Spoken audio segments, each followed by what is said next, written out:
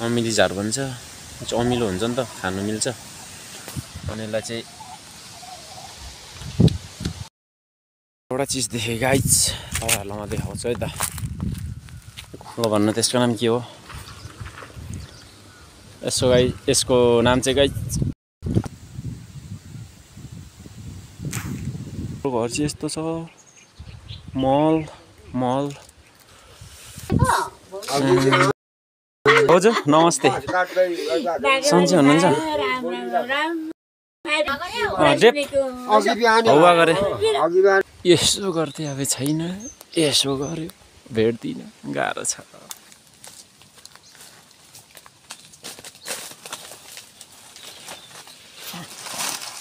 मलाई माग्नु होला है, नभए म अर्डर गर्नु होला। एउटाको चाहिँ 1 करोड पर्छ, म ल्याइदिन्छु। खोजी टन्नै खाइन्थ्यो, यहाँ टन्नै उम्रिया रहेछ।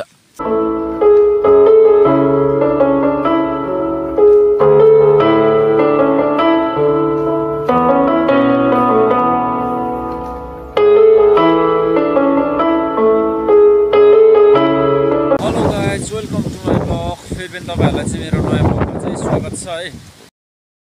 आज चाहिँ एकदम हावा चलिरहेछ अनि यहाँनिर गोठको यो कुखुराको बाख्राको गोठहरूको यो छानाहरू पनि उडाउने सम्भावना छ होइन।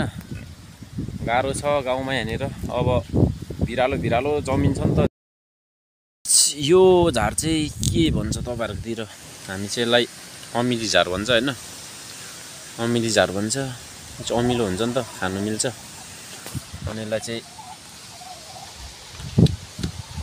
त्यसरी खान्छु म।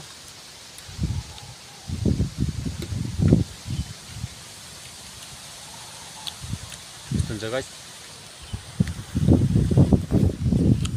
यस्तो खानेहरूलाई पनि अमिलो हुन्छ। भिटामिन सी दिन्छ सायद।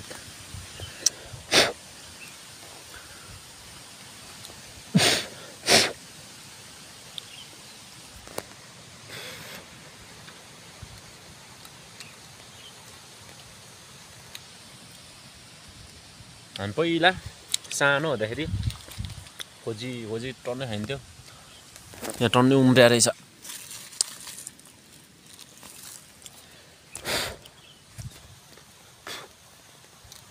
अनि यसको अर्को फाइदा पनि छ। के फाइदा भन्दाखेरि हातहरू अब यस्तो कालो भन्छ नि त। यस्तो हातहरू कालो भयो भने यस्तो मैला जति मार्दाखेरि पनि जाँदैन होइन। अनि त्यस्तो मैला नगएको बेला चाहिँ यो झारले सट घोट्नुपर्छ, सर्लक्क जान्छ मैला पनि। अनि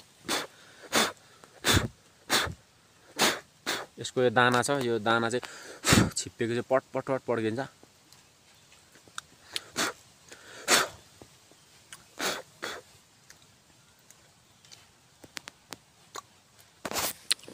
यसरी खाने हो गाइस, टन्नै छ।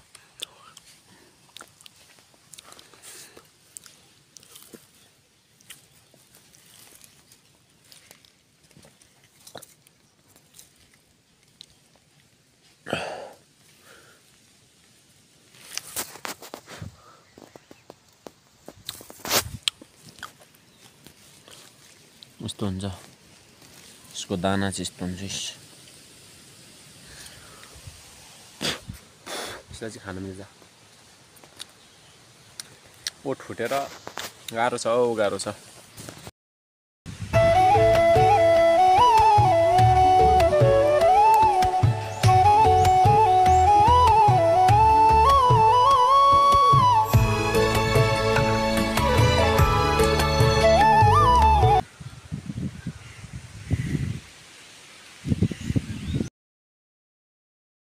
एउटा चिज देखेँ गाइज, तपाईँहरूलाई म देखाउँछु है त। खनेको रुख यो चाहिँ मरिसकेछ होइन।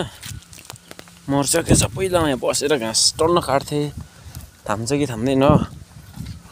यस्तो सुकेको रहेछ। भाँच्यो अन्त फेरि तल झरिन्छ त गम्र्याङै। मैले के देखेँ भन्दाखेरि गाइज, डर लाग्यो। यस्तो छ खुकुरी बोकिरहेको छु होइन रुखमाथि। खनेको रुख हो यो चाहिँ, सबै मरेछ बिचरा। यो हो के गाइज, यो चाहिँ भनेको के भन्छ ल भन्नु त्यसको नाम के हो? यसको नाम चाहिँ गाइज घिरौला भन्छौँ होइन त। तपाईँहरूतिर पनि सायद घिरौला नि भन्छ होला। यसको कलिलो हुँदा चाहिँ तरकारी खानु मिठो हुन्छ। अनि अहिले पछिबाट चाहिँ यसको अर्कै काम आउँछ। र यसको काम चाहिँ के छ भन्दाखेरि गाइज, अब सहर बजारमा जाली साली किनेर होइन ढाड मस्काउँछ। यो चाहिँ गाउँको अर्ग्यानिक ढाड मस्काउने होइन। यसले चाहिँ बबाल ढाड मस्काउँछ।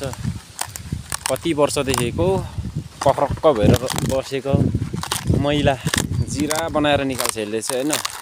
यो चाहिँ यस्तो हुन्छ यो भित्र, म तपाईँहरूलाई देखाउँछु। यसको जाली सहर बजारमा पाउने जाली कि यो खतरा रहेछ गाइज।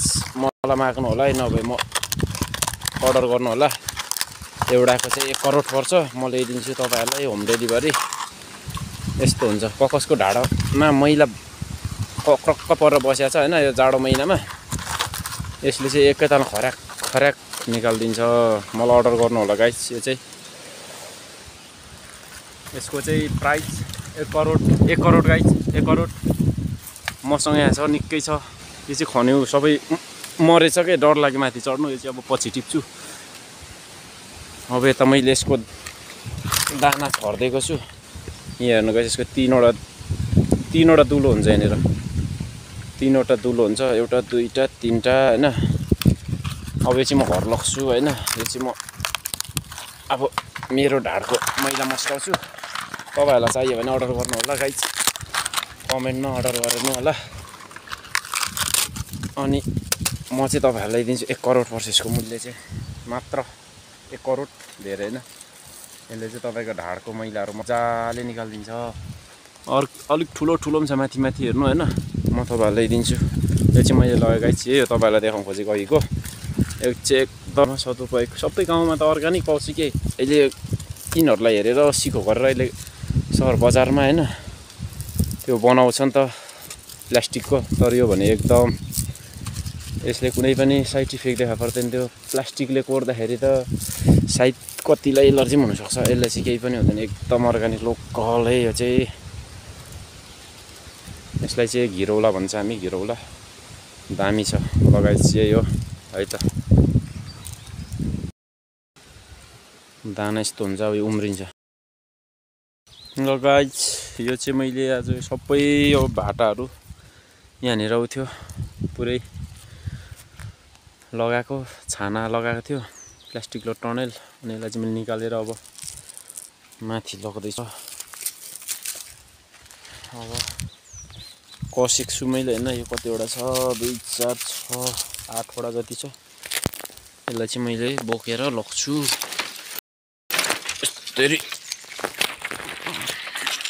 यस्तरी बोक्नु पर्ने हुन्छ, तान्नै गाह्रो हुन्छ त्यो मलाई आज। गाह्रो छ। यसलाई चाहिँ अब मैले भिडियो बनाइनँ अहिले, मैले चाहिँ निकाल्नु पर्ने। यहाँ माथि हो, ऊ त्यहाँनिर। अब म चाहिँ निकालेँ गाइस। ल माथि पुऱ्याएर देखाउँछु है त। यो चाहिँ पुरै यहाँदेखिको परसम्म त्यो मैले बनाएँ। यहाँ हात पनि यस्तो भयो गाइस, नङ उक्क्यो मेरो होइन। अनि यसलाई चाहिँ मैले यहाँ निकालेँ। अब माथि लग्छु। यस्तो छ गाइस लास्टै। आज मेरो हातमा घाउ त नलागिरहेछ। यस्तो हात पनि कम्ती राम्रो छैन। यो चाहिँ मैले हिजो छाँटेको यो भुरानको फलफुलको हाँगाहरू, स्याउको रुख, सुन्तला। यहाँनिर कम्ती फलेको थिएन सुन्तला। चिचिङ फुटे कराउँदैछ, सिनी भयो। बस त्यसो गाइस, जिन्दगानी दर्पण छाया। अब यसलाई बोकेर मासतिर लग्छु। त्यहाँ लगेर त्यहाँ दाउरा राख्ने गोठ बनाउनु पर्नेछ। अहिले खुट्टा घोचेको अवस्था यस्तो हुन्छ यहाँनिर, यस्तो हुन्छ।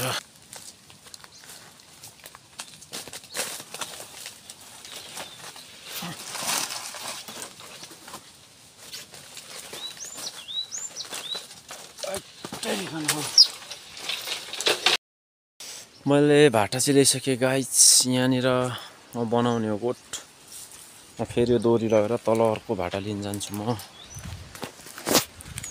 यस्तो छ बाटो,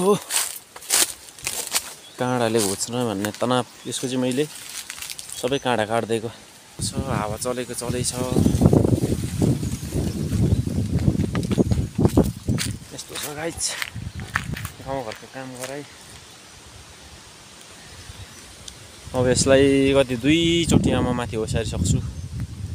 सट्टैले यहाँ झार्ने हो। अनि त्यसपछि टक्कसँगले आज चाहिँ अब रात पर्न लागिसक्यो, साँझ परिसक्यो। अलिअलि कस्नु भ्यायो भने कस्छु, नभए कस्दिनँ। आज भोलितिर गर्नुपर्ने हुन्छ।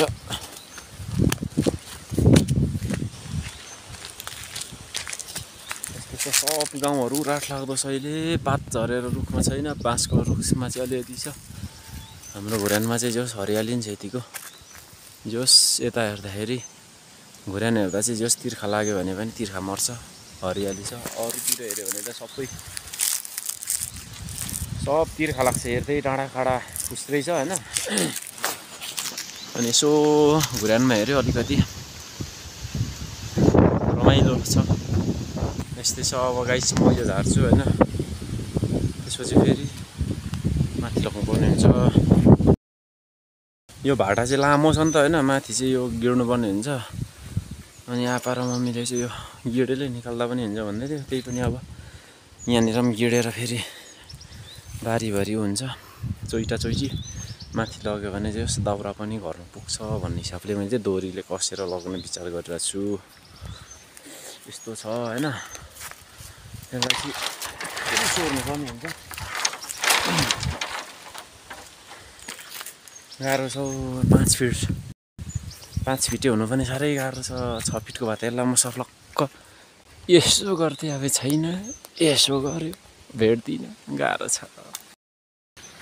यसलाई चाहिँ म कुकुरले झार्दैछु गाइस। यस्तो गर्न फेरि यता सरिसक्यो।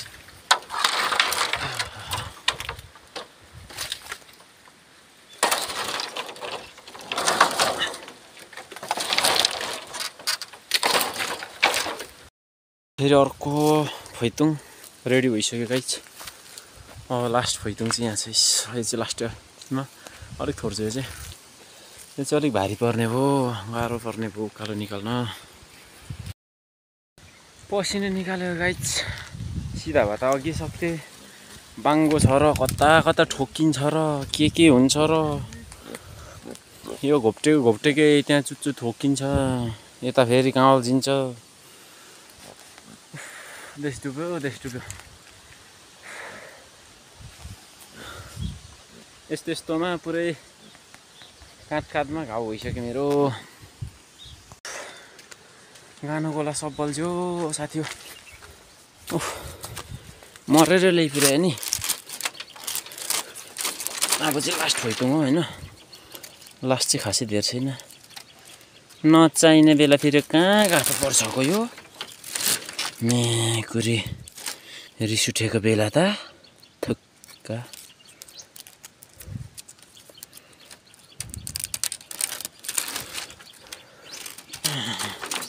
गलेको बेला साथीहरूलाई कतिको रिस उठ्छ। म त छप्काउँछु पो त छप्काउँछु खुकुरीले। पसिना निस्क्यो मेरो।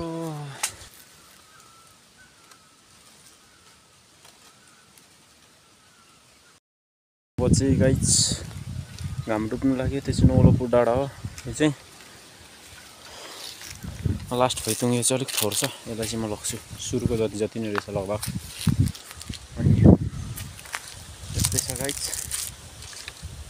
अब चाहिँ माथि लगेर टक्क यसलाई चाहिँ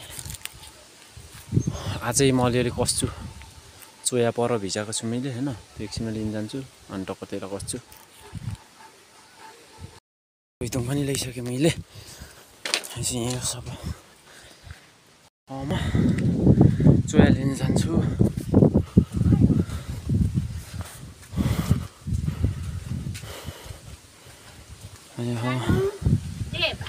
डेपसँग त अघि भेटेको हजुर नमस्ते सन्चै हुनुहुन्छ डेप हौवा गरे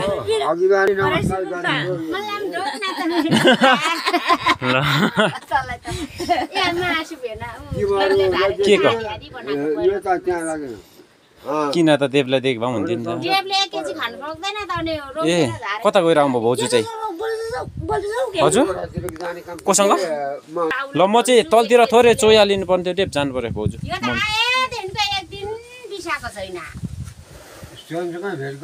कता छ त्यो कान्छ हजुर कति कतिदेखि ग्यासी पढाइ त ठिकै थियो केटाको कस्तो गर्छ यसपालि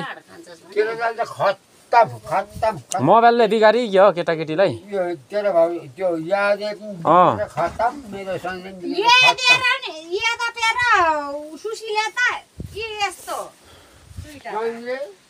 यस्तो छ गाइस उहाँहरू चाहिँ हाम्रो भाउजू कान्छी भाउजू अनि डेप गुरगुरे तल गुरगुरेको डेप हाम्रो डेप भनेको चाहिँ ठुलो बुवा हो अब म चाहिँ चोया लिएर एकछिन परतिर एक दुईवटा कसी जस्तो गर्छु चोया यहाँनिर भिजाएको छ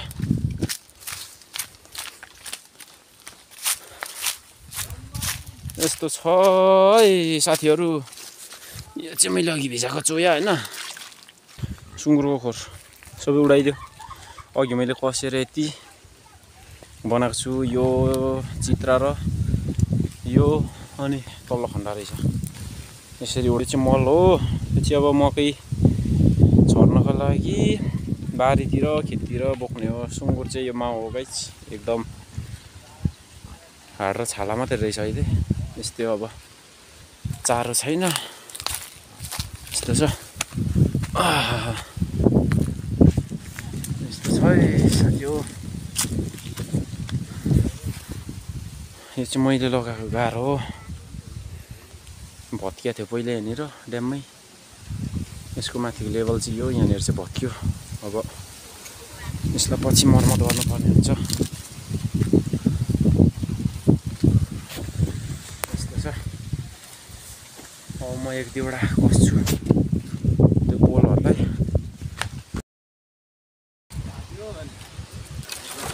बुस यतातिर ढाक्छ होला प्लास्टिक त ठुलै छ डबल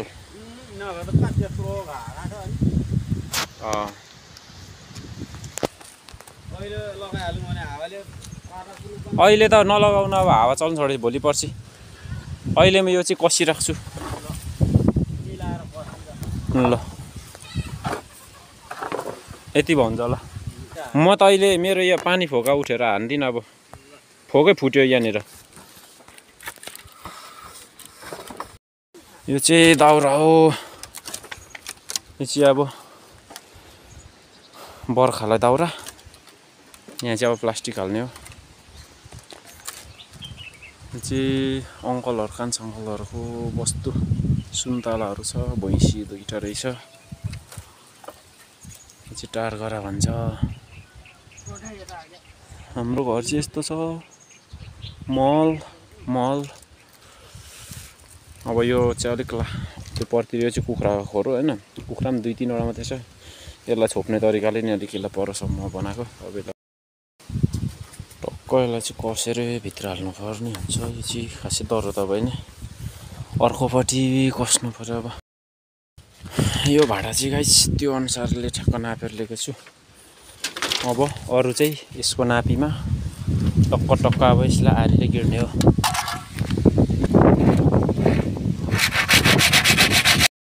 यो चाहिँ आरीले काट्नु लास्टै ढिलो भएर आरी त्यहाँ राखेर खुकुले छ्यापछ्याप छिन्निदिएको आज चाहिँ अब रात परिसक्यो होइन अनि अब यति नै एक दुईवटा त्यहाँ लाउँछु त्यसपछि अरू चाहिँ अब भोलि बाँकी चाहिँ गर्नु पर्यो ल साथीहरू आजलाई चाहिँ यति नै अब